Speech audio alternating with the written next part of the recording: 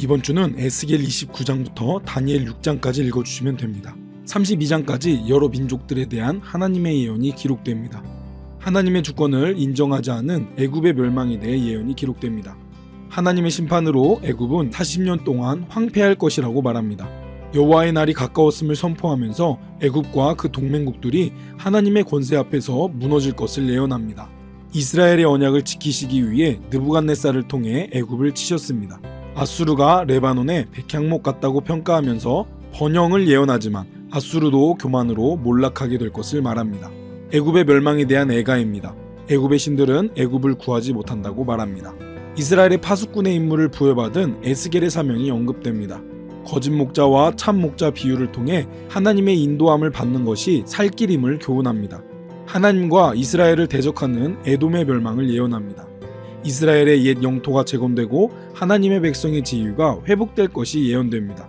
에스겔은 마른 뼈 환상을 보게 되는데 이것은 이스라엘 민족의 회복을 의미하며 두 막대기는 남북 이스라엘이 하나가 될 것을 의미합니다.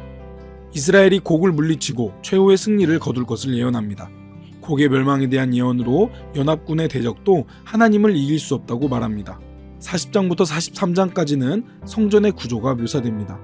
에스겔은 환상을 통해 새 성전에 대한 설계도를 하나님께 받습니다. 성전은 하나님의 임재를 상징하며 남은 자들을 회복시키실 것을 암시합니다. 바깥들과 북쪽문, 제사장들의 방 등이 언급됩니다. 성전의 구조와 규모, 장식 등이 기술됩니다. 성전의 환상은 말세에 성취하실 성전의 그림자입니다. 에스겔은 지성소에 들어갈 수 없었습니다. 성전의 방들 및 성전을 둘러싼 담에 대한 설명이 이어집니다. 이것은 교회가 견고하고 안정되어 영원 불변할 것을 상징합니다. 여호와의 영광이 성전에 들어가시면서 번제단의 모양과 크기를 설명하며 번제단을 만드는 날에 번제를 드릴 규례를 설명합니다. 여호와의 영광이 성전에 가득한 것을 보며 제사장들이 가져야 할 거룩한 모습과 규례가 기록됩니다. 한 구역을 거룩한 땅으로 구별함으로 하나님께 드리는 예물을 구별해야 함을 말합니다. 안식일과 초하루에 드릴 규례가 기록되며 매일 드릴 제사와 군주가 가져야 할 모습 그리고 성전 부엌에 대해서 기록됩니다. 성전에서 나오는 물 환상이 기록되며 황폐한 인간의 마음을 성령을 통해 복음의 역사를 이루실 하나님의 은혜의 강물을 의미합니다. 마지막으로 각 지파가 가질 몫이 기록되며 땅을 분배받는 행위를 통해 영생의 기업에 참여한다는 영적인 의미를 보여주면서 에스겔서는 마칩니다. 이제는 다니엘서입니다. 다니엘은 환관장에게 발탁이 되어 왕국에 들어가지만 우상에게 절한 음식을 먹지 않기 위해 열흘 동안 채식만 먹었습니다.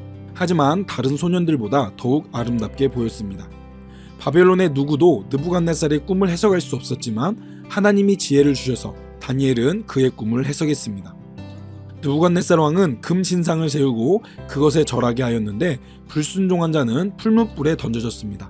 다니엘의 세 친구인 사드락과 메삭과 아벳느고는 왕의 요구를 거절하여 풀무불에 던져졌지만 하나님의 도우심으로 죽지 않았고 느부갓네살은 하나님을 섬기게 됩니다.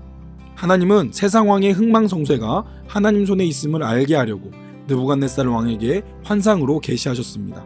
벨사살 왕이 주관한 큰 잔치 중에 사람의 손가락이 나타나서 글씨를 썼고 다니엘이 해석한 결과 그 글자는 바벨론 나라에 대한 하나님의 심판이었습니다.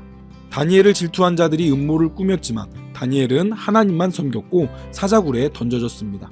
하지만 하나님께서 그를 사자들 가운데서 지켜주셨고 이를 본 다리오 왕은 살아계신 하나님을 인정했습니다.